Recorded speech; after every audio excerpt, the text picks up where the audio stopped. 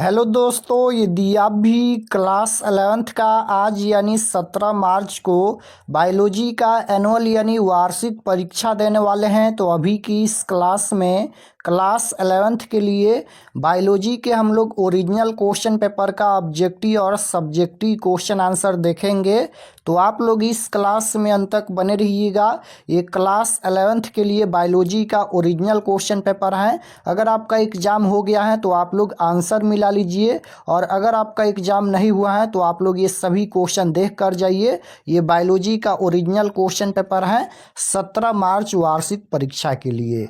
यहाँ पर देख सकते हो क्लास 11th एनुअल एग्जामिनेशन 2026 वार्षिक परीक्षा 2026 के लिए ये बायोलॉजी का ओरिजिनल क्वेश्चन पेपर है 17 मार्च वार्षिक परीक्षा के लिए। और बायोलॉजी के हम लोग ऑब्जेक्टिव और सब्जेक्टिव दोनों इसी क्लास में देखेंगे। सबसे पहले हम लोग ऑब्जेक्टिव क्वेश्चन देखेंगे, उसके बाद सब्जेक्टिव क्वेश्चन भी देखेंगे, और लास्ट में हम आपको बताएंगे कि आप लोग इसका पीडीएफ कहाँ से डाउनलोड कर सकते हैं।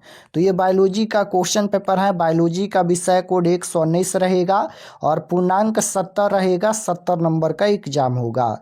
तो सबसे पहले हम लोग ऑब्जेक्टिव क्वेश्चन देख लेते हैं, उसके बाद सब्जेक्टिव क्वेश्चन देखेंगे। तो सबसे पहले पेपर में खंड अ मिलेगा, सेक्शन ए। सेक्शन ए में आपसे ऑब्जेक्टिव टाइप क्वेश्चन पूछा जाएगा। 1 से लेकर 70 तक ऑब्जेक्टिव क्वेश्चन पूछा जाएगा, जिनमें से किन्हीं 35 प्रश्नों के उत्तर देना है परीक्षा में। तो आइए पहला नंबर क्वेश्चन देखते हैं। फर्स्ट क्वेश्चन यहाँ पर पूछा गया है। पहला नंबर क्वेश्चन है यहाँ पर कि पोटैटो स्पिंडल ट्यूबर नामक रोग किसके कारण होता है। तो फर्स्ट क्वेश्चन का राइट आंसर बी हो जाएगा, जीवाणु के कारण होता है। क्वेश्चन नंबर 1 का राइट आंसर बी हो जाएगा, जीवाणु के कारण होता है। ये बायोलॉजी का ओरिजिनल क्वेश्चन पेपर है। क्वेश्चन नंबर 2 देखिएगा, पूछा गया है वर्गीकरण की मूल इकाई क्या है। वर्गीकरण की मूल इकाई क्या है, तो इसका आंसर हो जाएगा वर्गीकरण की मूल इकाई पूछा गया है ना, तो बिल्कुल इसका राइट आंसर हो जाएगा यहाँ पर जाति। Option number B right answer हो जाएगा जाति। क्वेश्चन नंबर 3 यहाँ पर पूछा गया है कि निम्नलिखित में से किस जगत के जीवों की कोशिका भित्ति में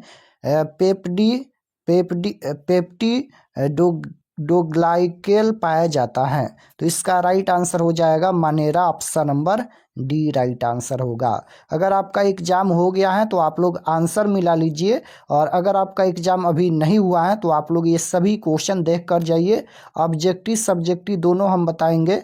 4 नंबर क्वेश्चन है, निम्नलिखित में कौन वायुमंडलीय नाइट्रोजन को मृदा में स्थिर कर सकता है। तो 4 का राइट आंसर क्या हो जाएगा, राइजोबियम हो जाएगा। ऑप्शन नंबर बी में दिया गया है, राइजोबियम इसका करेक्ट आंसर होगा।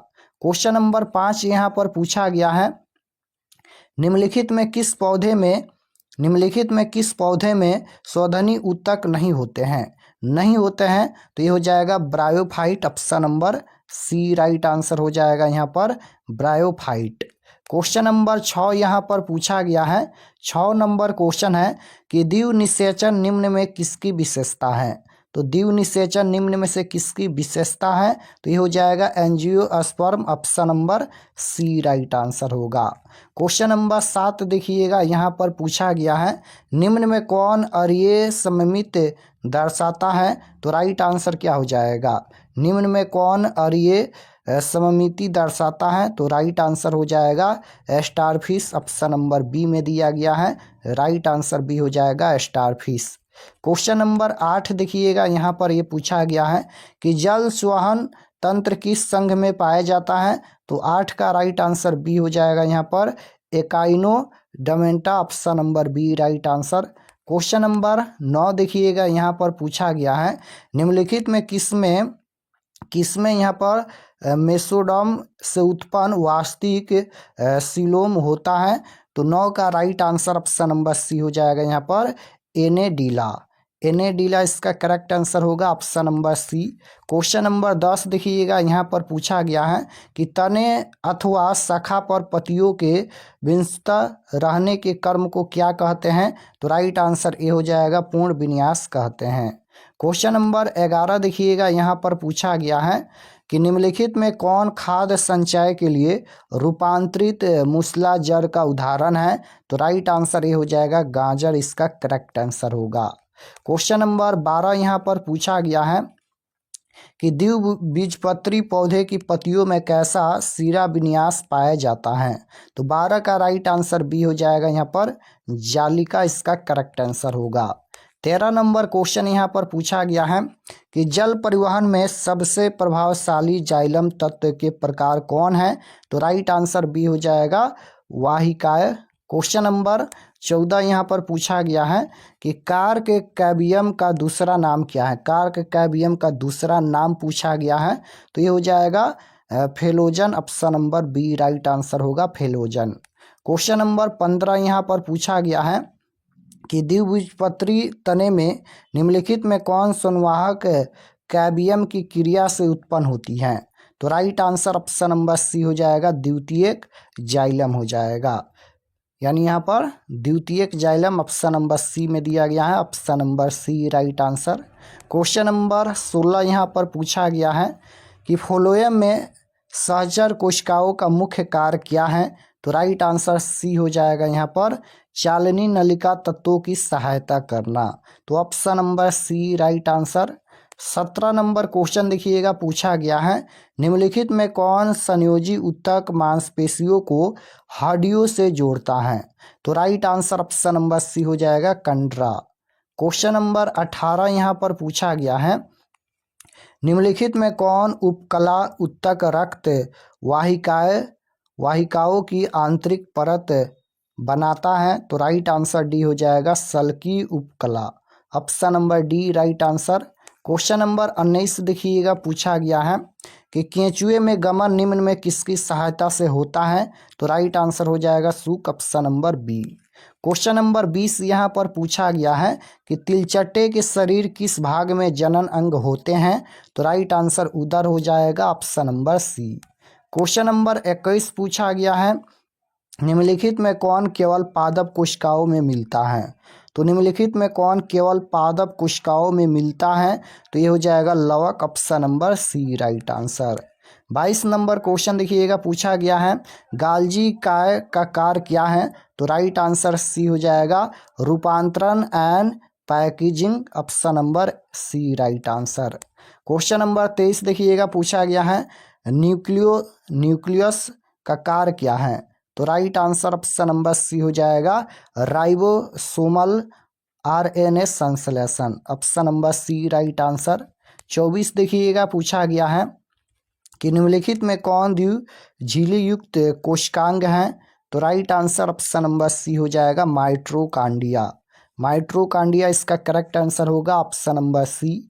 क्वेश्चन नंबर 25 पूछा गया है कि एंजाइम रासायनिक रूप से होते हैं। एंजाइम रासायनिक रूप से क्या होते हैं? प्रोटीन होते हैं, right answer option number C हो जाएगा एंजाइम रासायनिक रूप से क्या होते हैं? प्रोटीन होते हैं। क्वेश्चन नंबर 26 यहाँ पर पूछा गया है कि निम्नलिखित में कौन विटामिन वसा में घुलनशील है? तो राइट आंसर क्या हो जाएगा, कौन सा विटामिन है? तो ये हो जाएगा vitamin D, option number D right answer होगा विटामिन डी। क्वेश्चन नंबर 27 पूछा गया है यहाँ पर कि न्यूक्लियोटाइड निम्न में से किससे मिलकर बने होते हैं? तो किससे मिलकर बने होते हैं? तो शर्करा, फास्फेट और नाइट्रोजन युक्त क्षार से बने होते हैं, राइट आंसर सी हो जाएगा। क्वेश्चन नंबर 28 पूछा गया है कि प्रोटीन की उपस्थिति की जांच करने के लिए कौन परीक्षण किया जाता है? तो right answer option number B हो जाएगा यहाँ पर बाउरेट परीक्षण। क्वेश्चन नंबर 29 पूछा गया है कि अंतरावस्था निम्न में से किसका चरण है? तो right answer option number C हो जाएगा कोशिका विभाजन की तैयारी, option number C right answer होगा।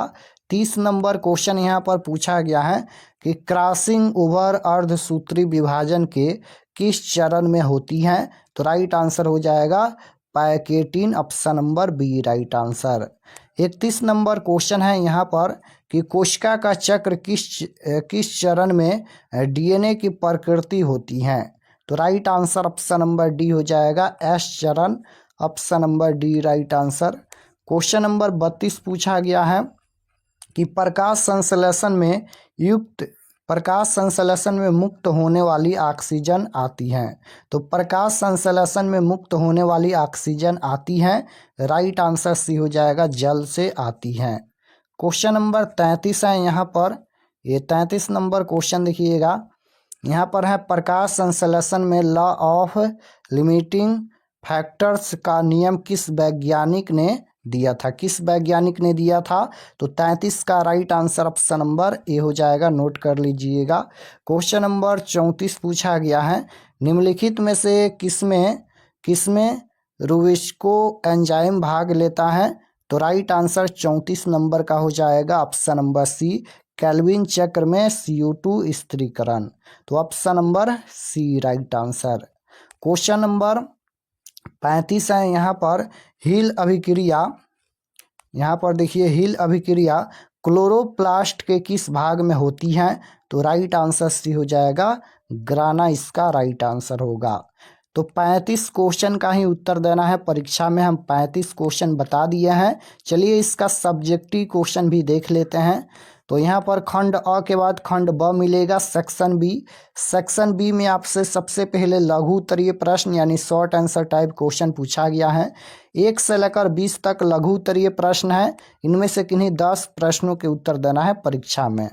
तो क्वेश्चन देख लेते हैं, उसके बाद इसका आंसर भी देखेंगे और अभी लास्ट में हम आपको बताएंगे कि आप लोग इसका PDF कैसे डाउनलोड कर सकते हैं। क्वेश्चन पूछा गया है, फर्स्ट क्वेश्चन, लाइकेन क्या है।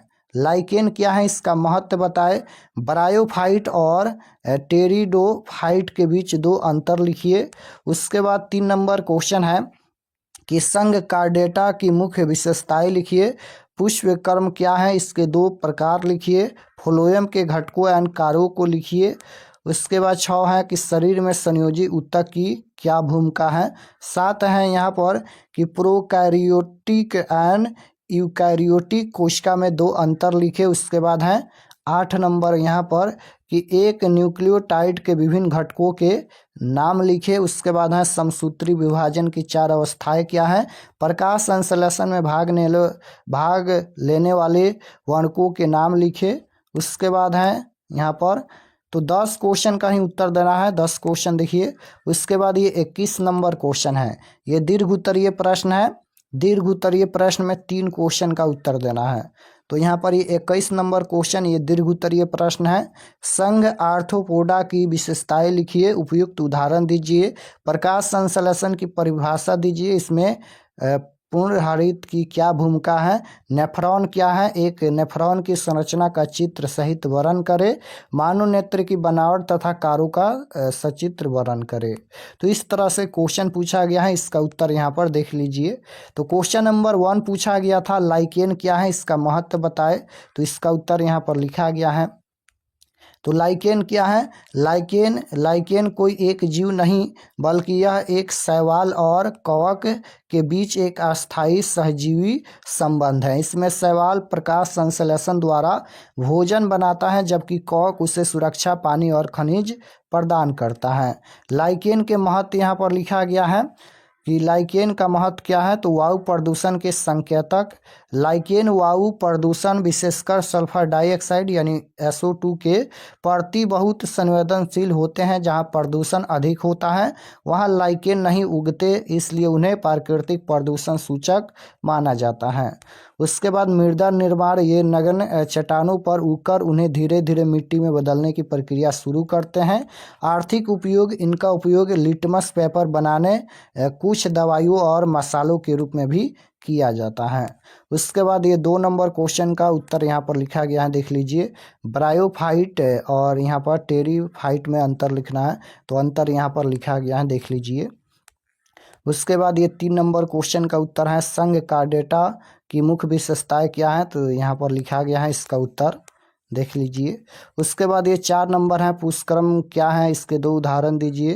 तो इसका उत्तर है यहाँ पर पौधे के पुष्प अक्ष पर फूलों के व्यवस्थित होने के क्रम या ढंग को पुष्पक्रम कहते हैं। पुष्पक्रम के 2 प्रकार यहाँ पर लिखा गया है।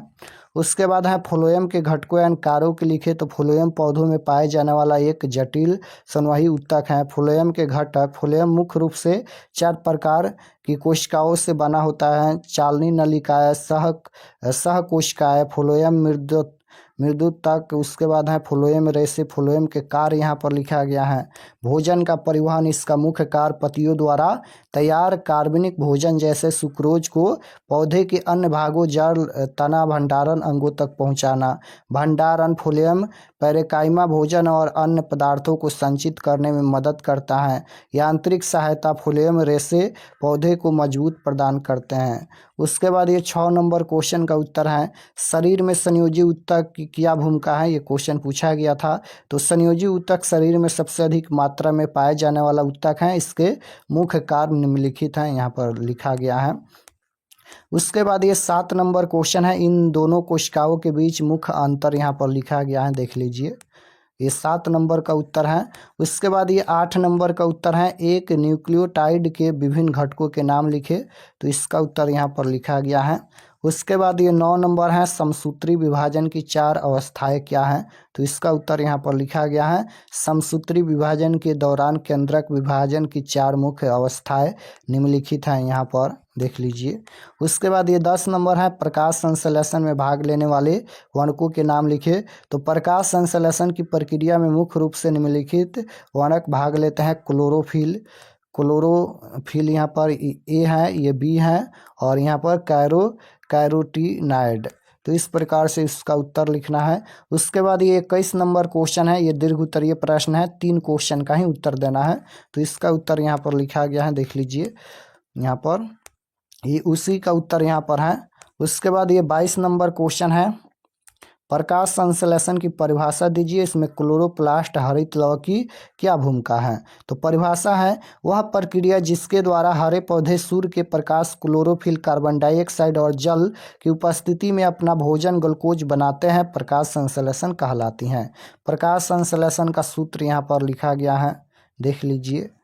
क्लोरोप्लास्ट हरित लौह की भूमिका यहाँ पर लिखा गया है। उसके बाद ये 23 नंबर क्वेश्चन है, नेफ्रॉन क्या है, इसकी संरचना का वर्णन करें। तो इसका उत्तर यहाँ पर लिखा गया है, ये सभी देख लीजिए। उसके बाद ये 24 नंबर क्वेश्चन है, मानवनेत्र की बनावट तथा कार्यों का वर्णन करें। मानवनेत्र की बनावट, यहाँ पर श्वेत पटल के बारे में लिखना है। आँख का सबसे बाहरी सफ़ेद और कठोर भाग होता है कार्निया, आँख के सामने का पारदर्शी भाग जहाँ से प्रकाश प्रवेश करता है। परितारिका, यह पुतली के आकार को नियंत्रित करती हैं और आँख को रंग प्रदान करती हैं। लेंस है, यह एक लचीला पारदर्शी उत्तल लेंस है जो प्रकाश को रेटिना पर केंद्रित करता है। नेत्र के कार्य के बारे में यहाँ पर लिखा गया है। तो सभी क्वेश्चन का उत्तर हम बता दिए हैं। चलिए आपको बताते हैं कि आप लोग ऑब्जेक्टिव सब्जेक्टिव कहाँ से डाउनलोड कर सकते हैं। और चैनल पर नए होंगे तो चैनल को ज़रूर सब्सक्राइब कर लीजिएगा, ताकि आने वाले नेक्स्ट क्लास आपके पास ज़रूर पहुँचे। तो objective subjective question answer download करने के लिए गूगल पर चले आना है और आपको सर्च करना है RK एक्सपर्ट क्लासेस। इसी चैनल का नाम आपको गूगल में सर्च करना है, RK एक्सपर्ट क्लासेस। तो जैसे ही गूगल पर सर्च करेंगे RK एक्सपर्ट क्लासेस, तो आपके सामने इस प्रकार से फर्स्ट पेज आएगा, इस पर आपको क्लिक करना है। क्लिक करने के बाद ये ओपन हो जाएगा। ओपन होने के बाद आपको नीचे आना है क्लास 11th के सेक्शन में। तो यहाँ पर देखिएगा, ये क्लास 11th का सेक्शन है। तो जैसे आपको बायोलॉजी का क्वेश्चन पेपर देखना है, तो यहाँ पर देखिएगा 17 March class 11th biology question paper annual exam 2026, इस पर आपको क्लिक करना है। क्लिक करने के बाद यहाँ पर सब्जेक्ट, ये बायोलॉजी का पेज खुला है। एग्जाम डेट 17 तारीख को होने वाला है और ये सभी परीक्षा से संबंधित जानकारी है, आप लोग इसे पढ़ सकते हैं। और यहाँ पर देखिएगा, यहाँ पर ऑब्जेक्टिव आंसर की, बायोलॉजी ऑब्जेक्टिव आंसर की, यहाँ पर ऑब्जेक्टिव का आंसर अपडेट कर दिया गया है, देख सकते हो। तो ये ऑब्जेक्टिव क्वेश्चन आंसर हो गया। और नीचे आएंगे तो यहाँ पर ये सब्जेक्टिव दिया गया है और इसको PDF में यहाँ पर डाउनलोड कर सकते हैं। PDF डाउनलोड पर क्लिक करेंगे तो आपके सामने देख सकते हो ये सभी PDF डाउनलोड हो गया। तो यहाँ से आकर आप लोग सब्जेक्टिव ऑब्जेक्टिव PDF डाउनलोड कर सकते हैं।